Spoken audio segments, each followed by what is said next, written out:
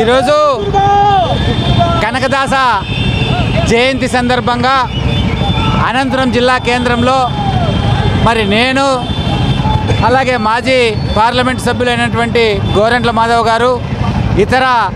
కురుబ కుల సంఘ పెద్దలందరూ కూడా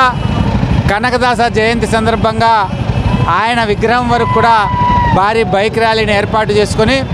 ఆయనకు ఘనమైనటువంటి నివాళులు అర్పించాలనే ఆలోచనతో మరి కురుబ కుల సోదరులందరూ కూడా జిల్లా వ్యాప్తంగా ఉన్నటువంటి అందరూ కూడా తరలి రావడం జరిగింది.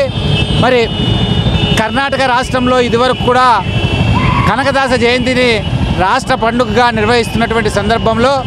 మరి వైఎస్ఆర్ కాంగ్రెస్ పార్టీ ప్రభుత్వం ఏర్పడిన తర్వాత జగన్మోహన్ రెడ్డి గారి నాయకత్వంలో 2019లో నేను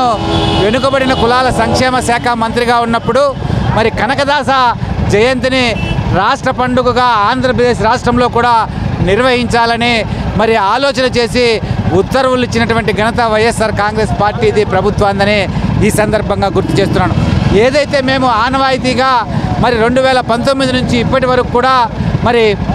కనకదాస జయంతిని రాష్ట్ర పండుగగా జరుపుకుంటున్నామో మరి అదే మాదిరి మరి మా తర్వాత వచ్చినటువంటి తెలుగుదేశం పార్టీ వాళ్ళు కూడా ఈరోజు జరుపుకునే విధంగా మేము మరి వారికి దారి చూపడం జరిగింది. మరి గతంలో ఎన్నో సంవత్సరాల నుంచి ఆంధ్రప్రదేశ్ రాష్ట్రంలో ఉన్నటువంటి కురుబ కుల సోదరులందరూ కూడా మరి కనకదాస జయంతిని రాష్ట్ర పండుగగా జరుపుకోవాలనే కోరికను మరి తీరని కోరికగా మిగిలిపోయిన సందర్భంలో జగన్మోహన్ రెడ్డి గారు ముఖ్యమంత్రి అయిన తర్వాత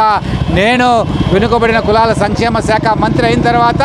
మరి రాష్ట్రంలో ఉన్నటువంటి కురుబ కులాల యొక్క మరి చిరకాల వాంఛ అయినటువంటి కనకదాస జయంతి పండుగను మరి రాష్ట్ర పండుగగా జరుపుకునే విధంగా మరి ఉత్తర్వులు ఇచ్చి మరి దాన్ని ఆనవాయితీగా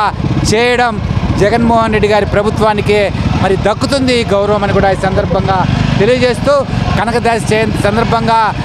ప్రజలందరికీ కూడా శుభాకాంక్షలు తెలియజేసుకుంటూ కనకదాస చూపించినటువంటి మార్గం ఏదైతే ఉందో మరి ఆయన చేసినటువంటి బోధనలు ఏవైతే ఉన్నాయో వాటిని అనుసరిస్తూ